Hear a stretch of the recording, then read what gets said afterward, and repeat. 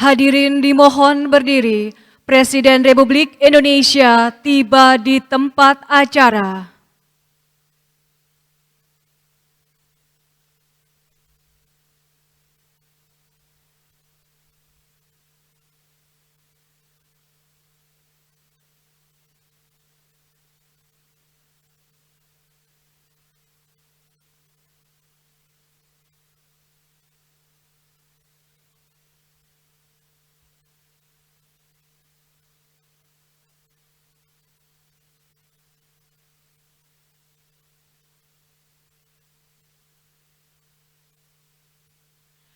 Lagu Kebangsaan Indonesia Raya.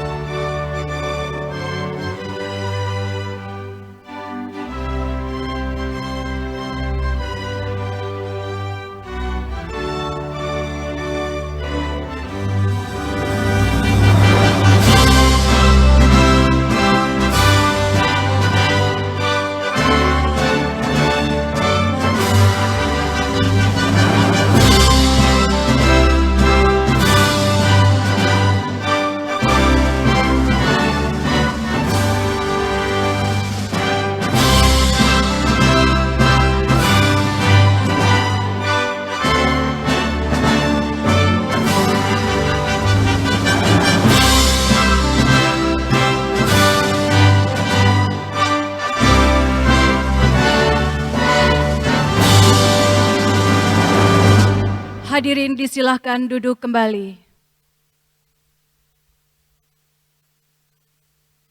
Assalamualaikum warahmatullahi wabarakatuh. Selamat pagi dan salam sejahtera untuk kita semua. Yang terhormat Presiden Republik Indonesia, Bapak Joko Widodo. Yang kami hormati, para pimpinan lembaga negara, para Menteri Kabinet Indonesia Maju, Executive Chairman B-Universe, para CEO dan para pelaku ekonomi, dan tentunya kepada Bapak dan Ibu sekalian, seluruh tamu undangan yang hadir secara langsung maupun yang bergabung secara virtual. Kembali kami ucapkan selamat datang di Jakarta Convention Center dalam acara Opening Ceremony Investor Daily Summit 2022.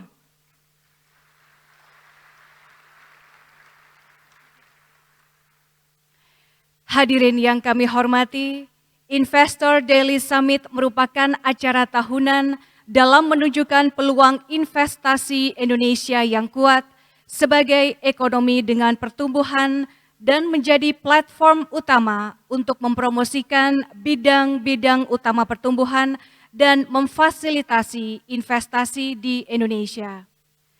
Dan tema kita kali ini adalah Optimism in Uncertainty, melangkah optimis bersama-sama menavigasi 3 topik utama yang lebih baik, yaitu digital, sumber daya, dan layanan dalam menghadapi situasi perekonomian global saat ini, seperti yang terangkum dalam video Manifesto Investor Daily Summit 2022 berikut ini. Kita pernah takut melangkah keluar.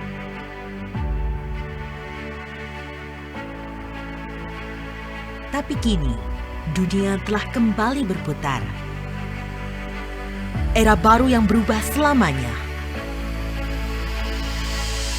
Kebiasaan baru, kesempatan baru, tantangan baru. Sama bagi kelanjutan proyek gas Masela.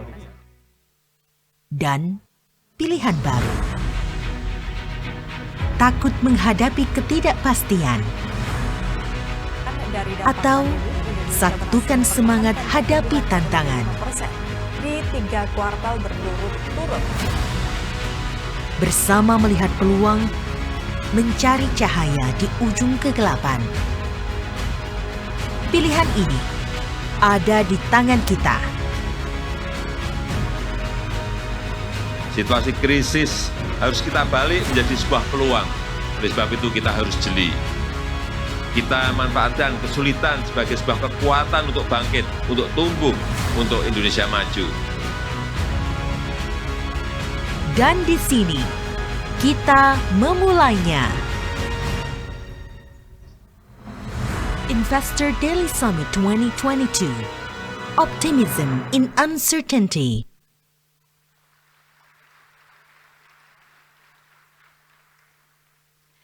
Selanjutnya, mengawali rangkaian acara kita pada pagi hari ini, kita akan dengarkan laporan yang akan disampaikan oleh Executive Chairman B-Universe, Bapak Enggar Tiasto Lukita.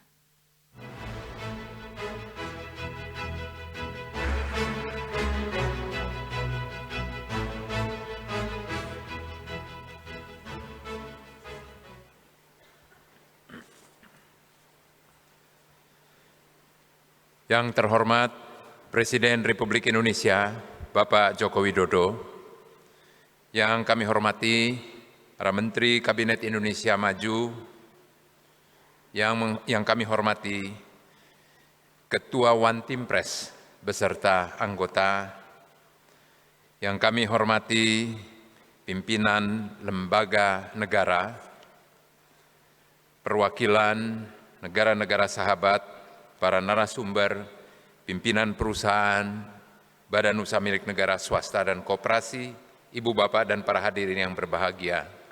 Assalamualaikum warahmatullahi wabarakatuh. Om Swastiastu, Namo Buddhaya, salam kebajikan.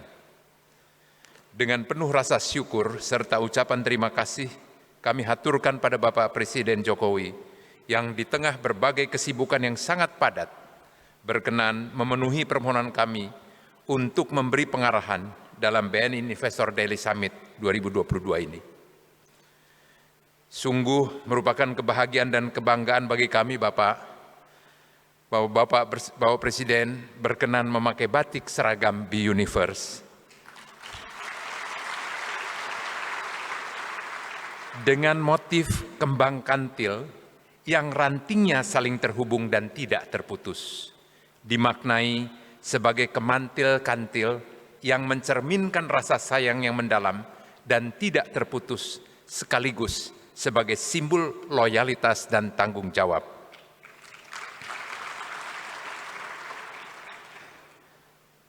Bapak Presiden mencari motif batik yang sesuai dengan makna yang ingin tercermin dari motif tersebut tidaklah mudah.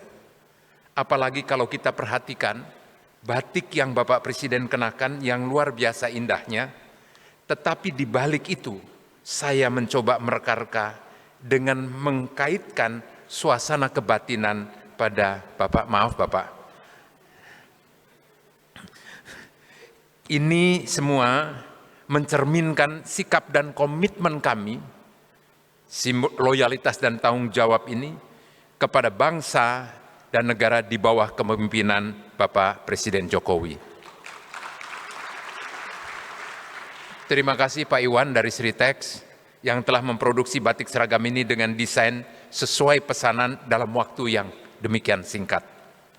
Bapak Presiden yang terhormat, tema yang kami pilih dalam summit ini adalah Optimism in Uncertainty, yang pada dasarnya kami sarikan dari berbagai ajakan dan arahan Bapak Presiden di berbagai kesempatan, agar kita harus tetap optimis di tengah situasi global yang penuh ketidakpastian, namun juga harus penuh kehati-hatian.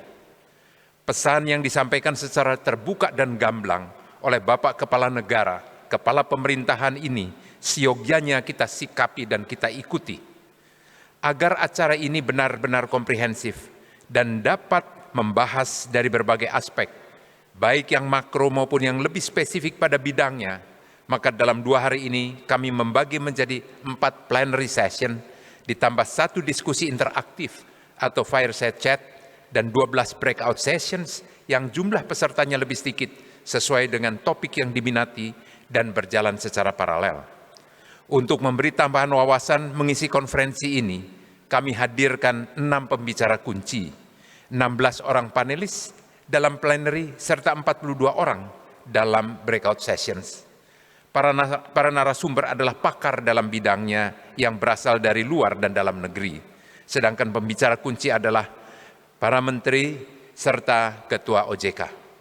Target dari rangkaian kegiatan ini bukan sekedar menjadi konferensi yang hanya dalam bentuk diskusi tanpa arti, tetapi lebih dari itu menjadi ajang kolaborasi dan mensinergikan berbagai kekuatan dan potensi untuk lebih bersama-sama menghadapi masa depan yang penuh tantangan. Dengan demikian, dari agenda yang kami susun dalam 2 hari ini, bukan sekedar agenda setting media, melainkan agenda setting kita bersama untuk menjaga kemampuan bangsa menghadapi ketidakpastian global di masa yang akan datang. Optimisme yang kami maksud bukan optimisme buta, melainkan optimisme sebagai landasan kerja yang dipertimbangkan secara kritis dan objektif. BNI Investor Daily Summit 2022 adalah bagian dari cara kami sebagai media berkontribusi dengan membuka ruang-ruang diskusi yang kritis dan konstruktif mengenai arah bangsa ke depan. Media adalah elemen bangsa yang tak terpisahkan dalam menghadapi pasang surutnya perjalanan Indonesia. Media juga telah menjadi elemen penting bagi demokrasi yang kita harapkan semua semakin matang. Di tengah perbincangan yang sepotong-sepotong, penuh emosi, tidak utuh dan gaduh khususnya di media sosial, kami berharap BNI Investor Daily Summit 2022 ini bisa menjadi ruang introspeksi dan kolaborasi dalam dialog yang sehat dengan pemaparan yang utuh untuk menghasilkan konsensus bagaimana Indonesia menghadapi berbagai tantangan geopolitik, ekonomi, keuangan, hingga perubahan iklim dan tentu kesehatan. Bapak Presiden yang terhormat dan para peserta yang berbahagia, pencapaian Indonesia menjadi negara terbaik di antara negara-negara anggota G20 dan menjadi salah satu negara terbaik di dunia sejak penanganan pandemi sampai dengan pengendalian inflasi, laju pertumbuhan ekonomi, pengendalian nilai tukar rupiah, serta berbagai parameter ekonomi lainnya adalah salah satu hal yang tidak terbantahkan. Dan mari kita jujur, itu semua kita lihat dan rasakan. Paling tidak, saya yang pernah menjadi pembantu beliau merasakan betul ketegasan, keberpihakan pada masyarakat, dan sangat detail.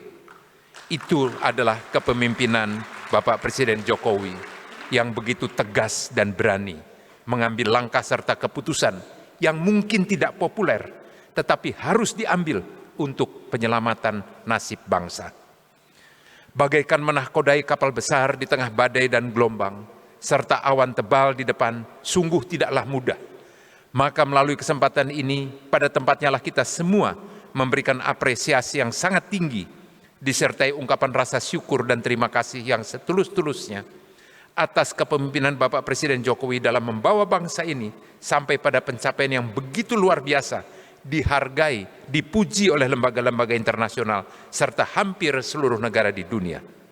Marilah kita menyatukan sikap dan komitmen kita semua untuk mengikuti, mentaati atas semua yang diperintahkan kepada kita. Sebagai grup media dengan multiplatform yang semula bernama Berita Satu Media Holdings, yang, mohon restu Bapak, berubah menjadi B-Universe, menyampaikan komitmennya untuk memberikan dukungan sepenuhnya atas upaya pemerintah di bawah kepemimpinan Bapak Presiden Joko Widodo untuk membawa negara kita mampu mengatasi berbagai persoalan yang akan dihadapi menuju Indonesia maju seperti yang kita cita-citakan bersama.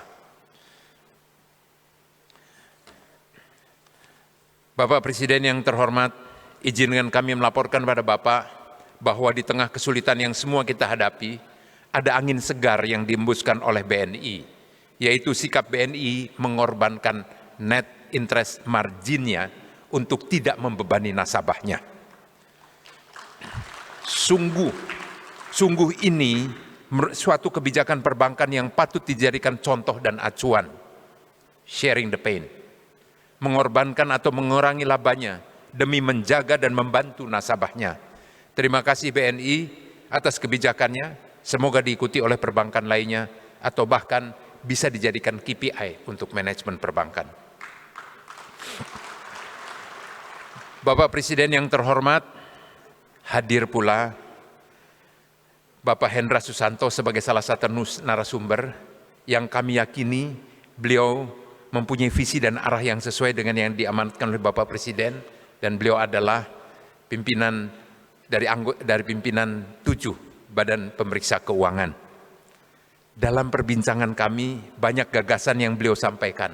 Antara lain beliau akan memberikan catatan pada audit kinerja atas penggunaan produk dalam negeri, terutama yang dihasilkan oleh UMKM. Dengan demikian maka perintah Bapak Presiden akan lebih pasti terlaksana dan mudah termonitor. Karena kami meyakini kebijakan ini mempunyai multiplier efek yang luar biasa, bahkan bukan saja aspek ekonomi, tetapi juga stabilitas sosial. Bapak Presiden, hadir juga di dalam konferensi ini Ketua Umum APKASI, Bupati Damasraya, Bapak Sultan Rizka Tuanku Kerajaan, beserta beberapa bupati yang ingin mendengarkan secara langsung arahan Bapak Presiden untuk dapat diimplementasikan di dalam kebijakan di daerah masing-masing. Selain itu, banyak pertanyaan dari investor menghadapi tahun politik 2024. Kami pun menghadirkan pengamat yang lengkap dengan data yang sangat akurat dan terpercaya, yaitu Saudara Yunarto dan Saudara Sirajuddin, serta Saudari Devi selaku pakar bidang sosial politik. Dari pemaparan yang nanti disampaikan maka diharapkan menambah kepercayaan dunia usaha yang tercermin dari kepercayaan publik pada pemerintah yang cukup tinggi, serta ukuran-ukuran lain yang dapat memberikan jawaban atas kegalauan yang ada. Selanjutnya Bapak Presiden yang kami hormati, perkenankan kami menyapa dalam bahasa Inggris para perwakilan negara sahabat serta peserta yang hadir pada acara pembukaan yang dari luar. Esteemed representatives of international organizations, distinguished speakers and participants who join us this morning from near and afar. We would like to extend to you all our warmest welcome and deepest gratitude to joining us at the opening of DBNI Investor Daily Summit 2022 this morning. It is indeed a great pleasure for us to have you at this momentous event as Indonesia and all countries, development partners and businesses from all walks of life are facing an unprecedented situation as the world we are living in is confronted by multiple challenges never been experienced in the modern history of humankind. We gather here on this two-day summit to exchange views and discuss possible solutions to address the challenges before us and to lay a stronger basis for collaboration to recover together, recover stronger in line with Indonesia's G20 chairmanship this year. We look forward to having fruitful discussions during the summit, and I wish to thank you all once again for participating in this event. Bapak Presiden yang terhormat, sekali lagi dengan ungkapan terima kasih, serta dengan kerendahan hati, mohon perkenan Bapak untuk memberikan arahan dan membuka secara resmi Investor Daily Summit 2022, dan sekaligus nanti menyaksikan transformasi dari grup usaha Berita Satu Media Holdings menjadi B-Universe dan TV Berita Satu News Channel menjadi BTV. Terima kasih. Wassalamualaikum warahmatullahi wabarakatuh. Om Santi Santi Santi Om.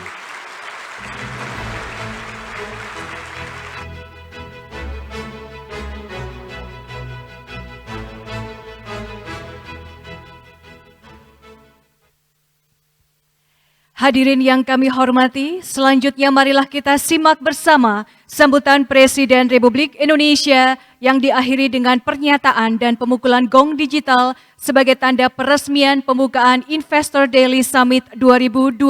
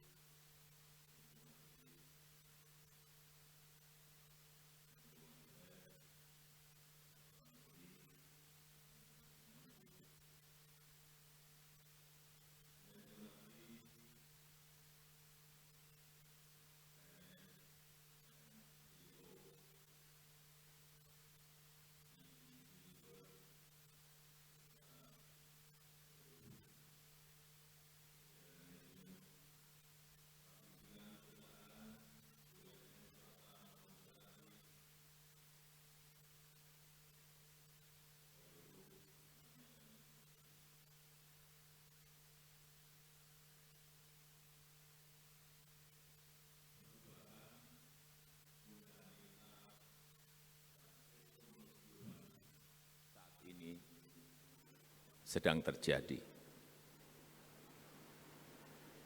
Dari yang dulunya relatif mudah diprediksi, mudah dihitung, mudah dikalkulasi, menjadi dunia yang sulit dihitung, sulit diprediksi, sulit dikalkulasi, penuh dengan ketidakpastian yang tinggi dan penuh dengan volatilitas yang tinggi. Kalau dulu biasanya semua negara ini ngejarnya pasti di bagaimana bunga bisa serendah mungkin, bagaimana inflasi bisa serendah mungkin. Dan sekarang semuanya berubah. Ditambah lagi dengan konfrontasi geopolitik. Plus perubahan iklim, sehingga sekarang bisa kita lihat bencana alam makin sering terjadi.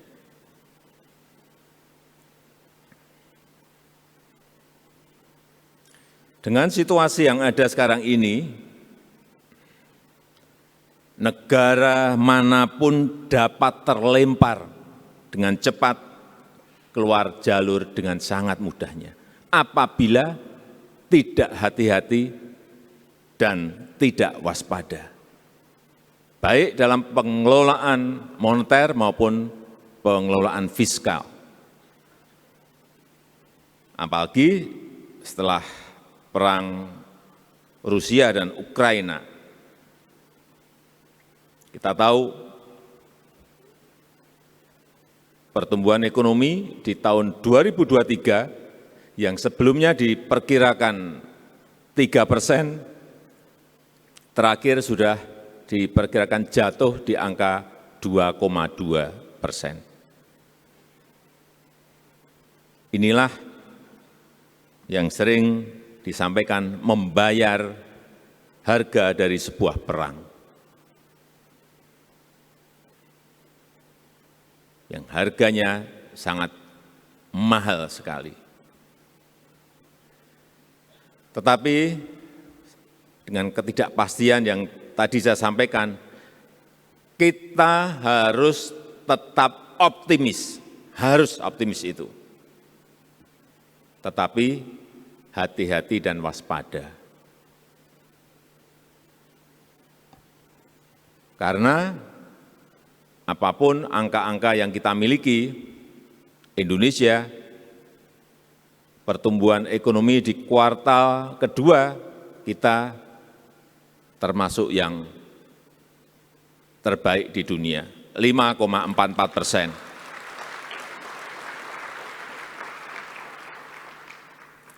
Inflasi juga masih terkendali setelah kenaikan BBM, kita masih di angka di bawah 6, 5,9. Ini juga tetap harus kita syukuri, karena kalau kita bandingkan dengan negara-negara lain, sekarang ini di Argentina sudah 83,5%.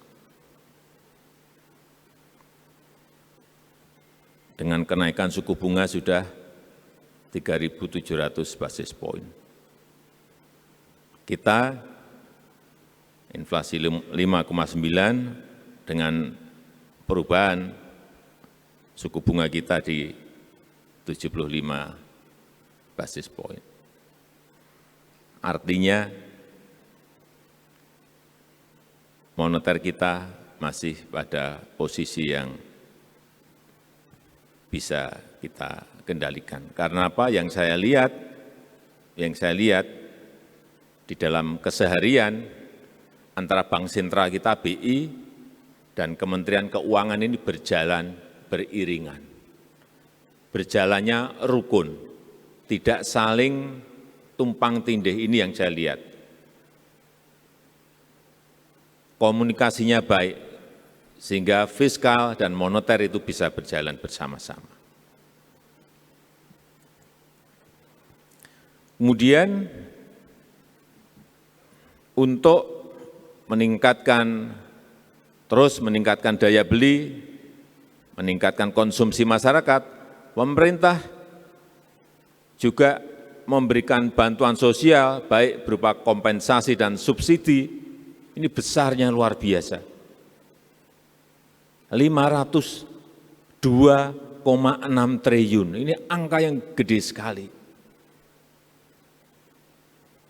Tetapi ya inilah, karena kita ingin konsumsi masyarakat tetap terjaga, daya beli masyarakat tetap terjaga. Ya bayarannya ini 502 triliun. Kemudian yang kedua, kita sekarang ini memang bekerja tidak hanya makro saja, enggak bisa. Makro iya, mikro iya, tapi juga tidak cukup. Harus lebih tajam lagi, detail. Sehingga penyelesaiannya betul-betul satu persatu.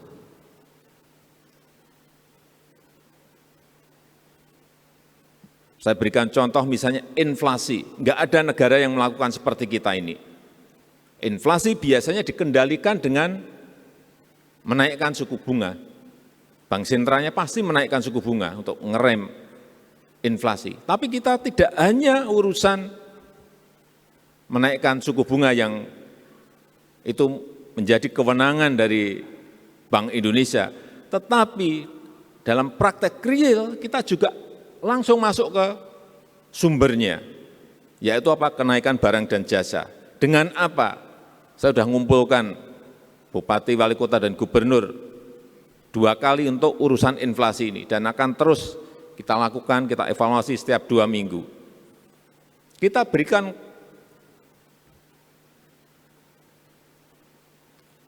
kewenangan daerah untuk menggunakan dana transfer umum 2% dan juga belanja tidak terduga bisa digunakan untuk mengatasi inflasi. Caranya, misalnya ada kenaikan bawang merah di sebuah provinsi, Lampung misalnya. Sumber bawang merah di mana? Brebes. Karena harga bawang merah naik di Lampung, sudah Pemda bisa beli langsung ke Brebes. Atau menutup ongkos transportasi dari Brebes ke Lampung, itu dibebankan di APBD. Setelah kita hitung-hitung juga biayanya biaya yang sangat murah. Ongkos berapa sih dari Brebes ke Lampung, saya cek. 1 truk 3.500.000. Ada APBD-nya bermiliar-miliar. Dan nggak mungkin kan setiap hari kita beli bawang merah. Hal kecil-kecil seperti ini memang harus kita urus. Telur naik. Misalnya di Jabodetabek, sumber telur ada di mana sih yang banyak? Di Blitar. Sudah. Ongkos angkut dari Blitar ke Jabodetabek ditutup oleh Pemda. Sehingga harga itu adalah harga betul-betul harga peternak, harga petani. Enggak ada, cari negara yang kerja kayak kita sedetail itu. Pengendaliannya pasti makro oleh Bank Sentral. Ini kenapa perkiraan kenaikan inflasi karena penyesuaian BBM kemarin dihitung 6,8, jatuhnya di 5,9 karena Pemda-Pemda sudah mulai bergerak ke sana. Saya cek secara sampling sudah bergerak. Kemudian yang ketiga juga yang berkaitan dengan penggunaan produk dalam negeri. Enggak pernah kita urus itu. APBN itu belinya barang import atau barang kita sendiri sih? Pemda itu belinya barang import atau barang kita sendiri, produk dalam negeri? BUMN apakah beli produk import atau produk dalam negeri? Swasta kita belum masuk ke sana. Setelah kita urus, kok yang banyak beli barang impor. Ini uang APBN, APBD yang kita kumpulkan dari pajak, dari royalti, dari biaya ekspor, dari penerimaan negara bukan pajak, bersusah payah. Kita kumpulkan, terkumpul, kemudian kita belanjakan, belanjanya produk-produk impor. Benar? Enggak. Sama sekali enggak benar. Inilah yang sekarang kita arahkan juga. Dan sudah sekarang kita pakai komitmen. Kementerian komitmennya, Kementerian A komit berapa triliun, Pemda A berapa triliun, Pemda B berapa triliun, komitmen terkumpul 950 triliun. Komitmen untuk beli produk dalam negeri. Memang realisasinya baru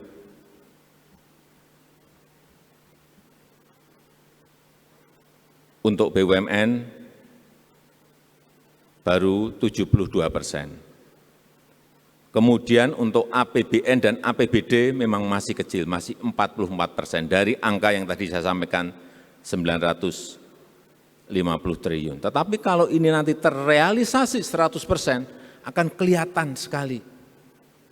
UKM kita kok harus menaikkan kapasitas produksinya, produk-produk yang kita buat kok menaikkan kapasitas produksi karena ada permintaan dari pemerintah sebesar 950 triliun itu. Ini kalau nggak dilihat secara detail, nggak kelihatan barang-barang seperti ini. Padahal 950 triliun.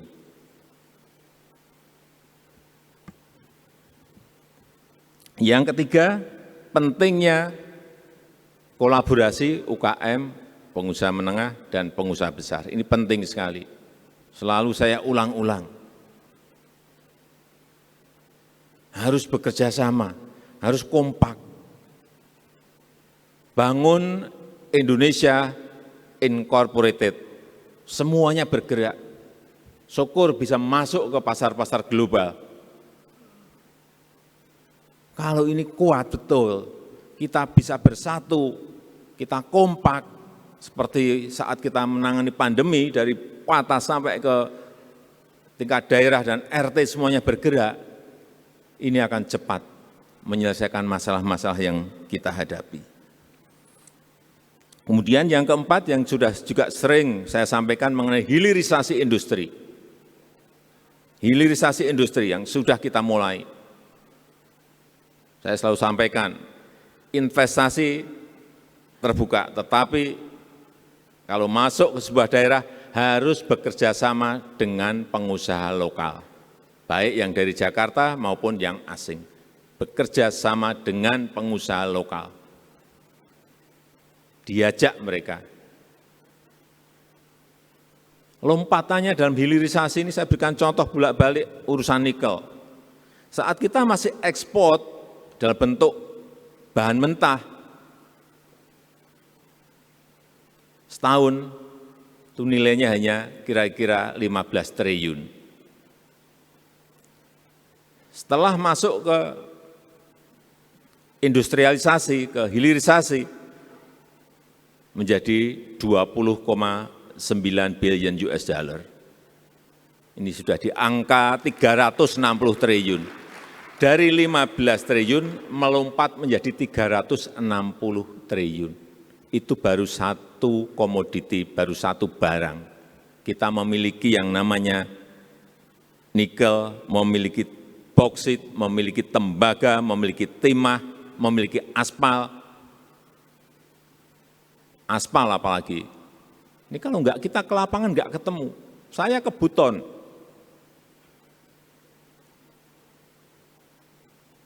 Dua minggu yang lalu. Depositnya ada 662 juta ton. Saya kalau udah ke lapangan tuh angka-angka apa semua. 662 juta ton aspal.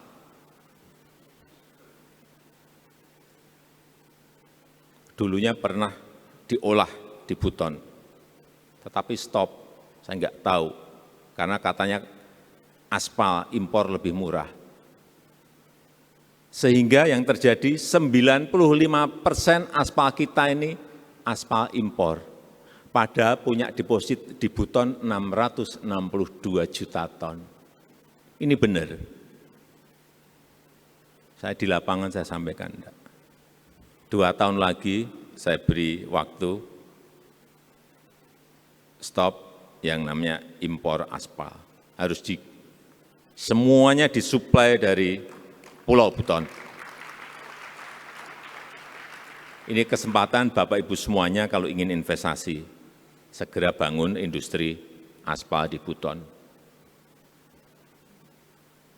Pasarnya jelas ada di dalam negeri, dan sebagian bisa diekspor. Kebutuhan kita, terakhir informasi yang saya terima, 5 juta ton. Kalau 5 juta ton per tahun, artinya kita masih memiliki 120 tahun untuk mengelola yang namanya aspal Buton. Hilirisasi ini menjadi kunci kita maju atau melompat atau tidak ada di situ. Sehingga juga bolak-balik terus saya sampaikan, setelah nikel stop, setelah 2 tahun lagi aspal stop, stop timah, stop boksit, stop tembaga. Karena pajak, biaya ekspor, royalti, dividen semuanya akan masuk ke dalam negeri. Tidak yang menikmati orang luar kita.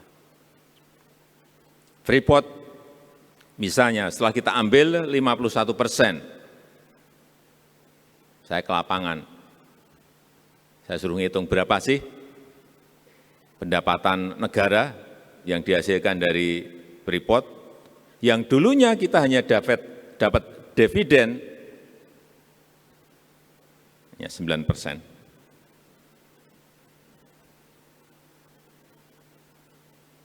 Karena memang saham kita hanya 9%. Setelah kita ambil alih 51%, kita dapat pajak, dividen, royalti, ya ekspor, penerimaan negara bukan pajak, saya suruh ngitung berapa jumlahnya. 70% dari pendapatan yang ada di Freeport.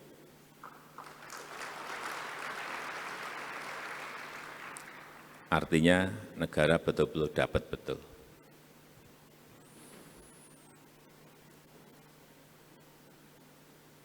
Kalau ini konsisten kita lakukan, apa yang sering kita dengar, ketidakpastian yang tadi saya ceritakan, kemudian pagi tadi saya mendapatkan informasi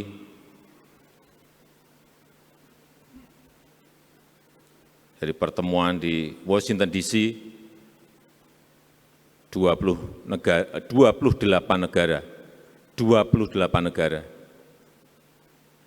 sudah antri di markasnya IMF menjadi pasien.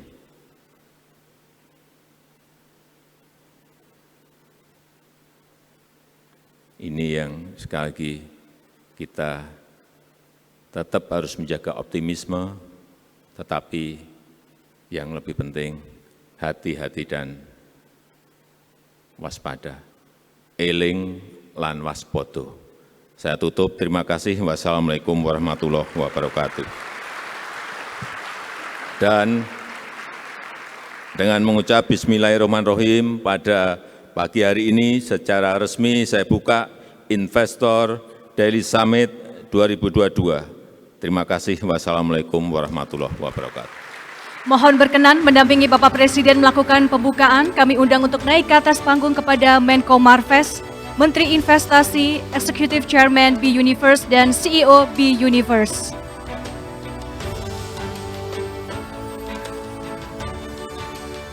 Dan selanjutnya mohon berkenan kepada Bapak Presiden untuk bersiap memukul gong digital yang berada di layar. Mohon izin Bapak Presiden, kita akan hitung mundur bersama-sama. 3, 2, 1.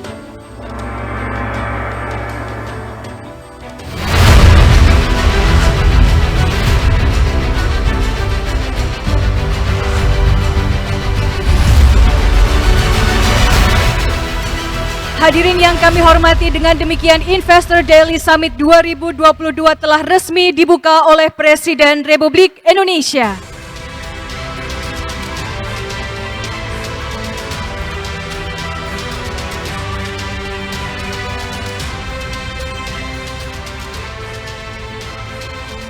Hadirin yang kami hormati, sebagai ungkapan syukur atas kelancaran acara kita pada pagi hari ini, kita akan melakukan doa bersama yang akan dipimpin oleh Gus Miftah.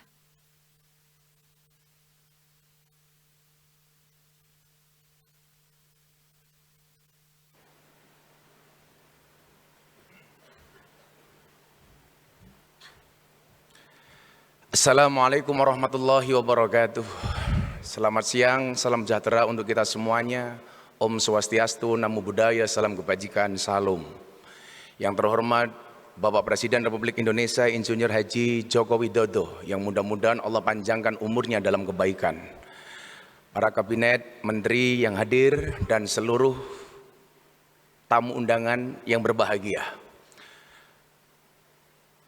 Abad 8 Masehi ada seorang khalifah besar namanya Harun ar-Rasyid.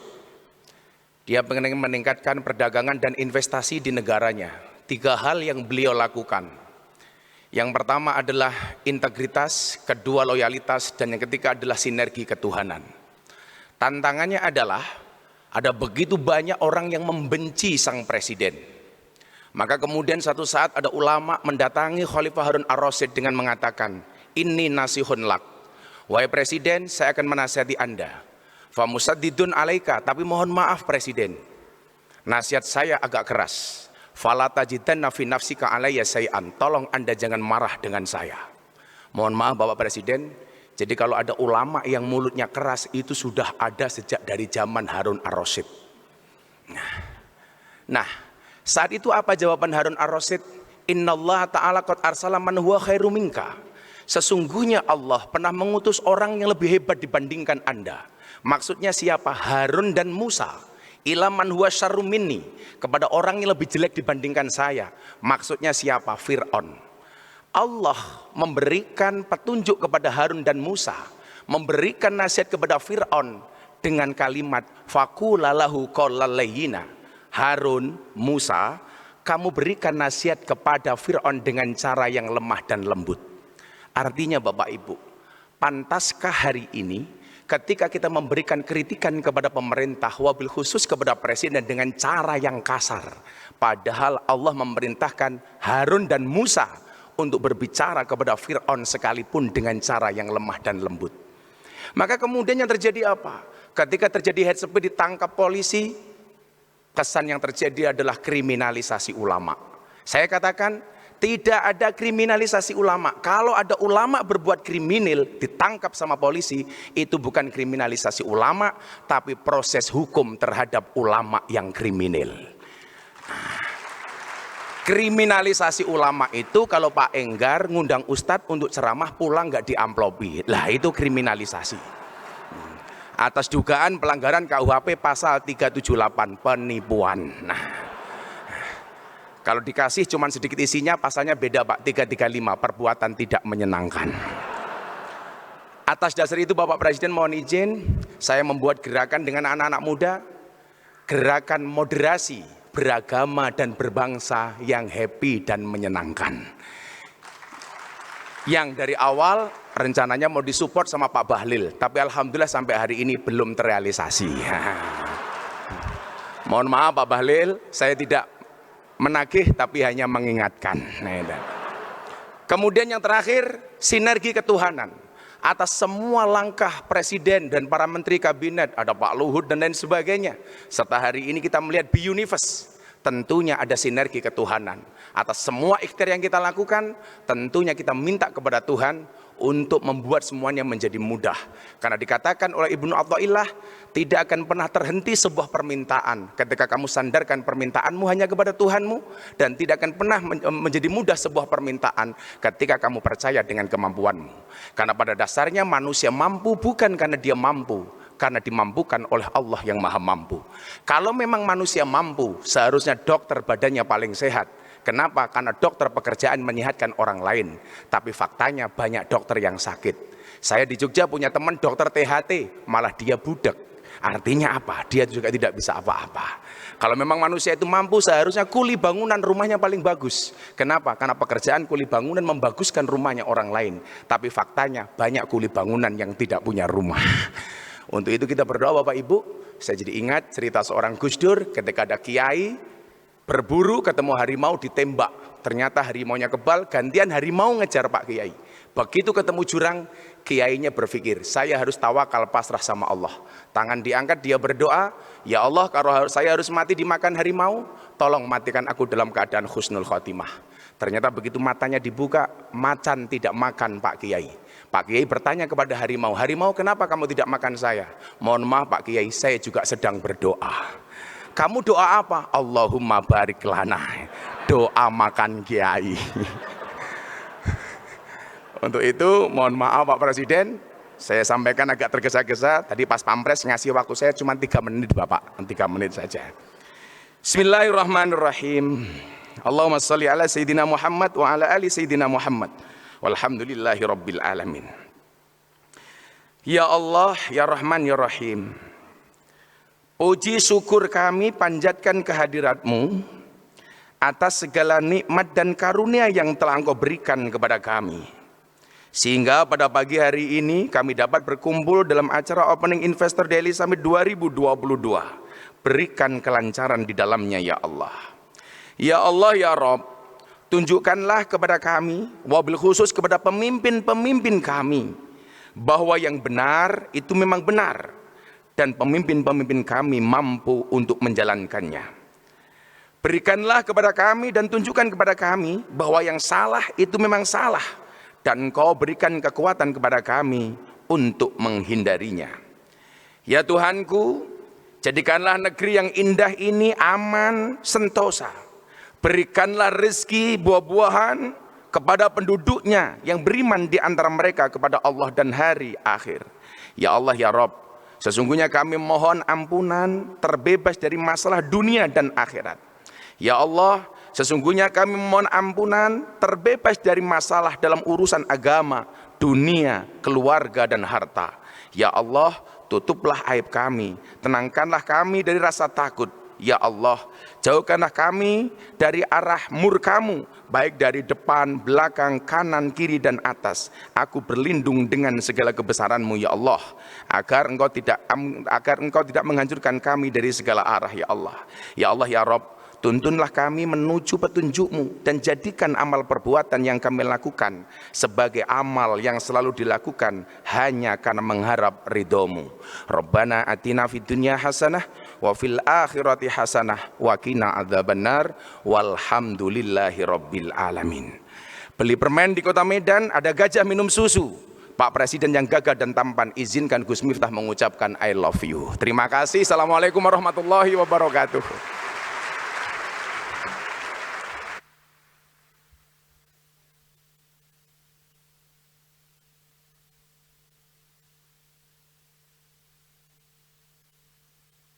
Hadirin sekalian, demikian rangkaian acara pembukaan Investor Daily Summit 2022 telah selesai dilaksanakan. Selanjutnya, untuk foto bersama kami mengundang kepada jajaran komisaris dan direksi B Universe dimohon untuk naik ke atas panggung.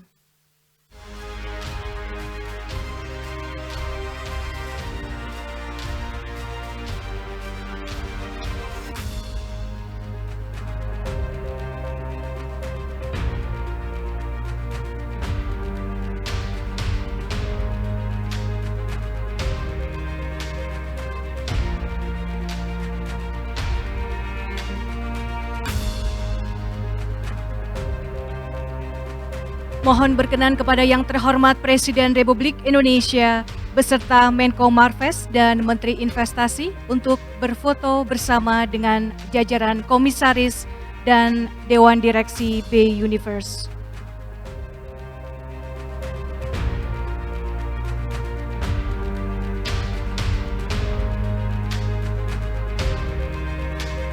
Mohon izin dibuka semua maskernya biar seragam.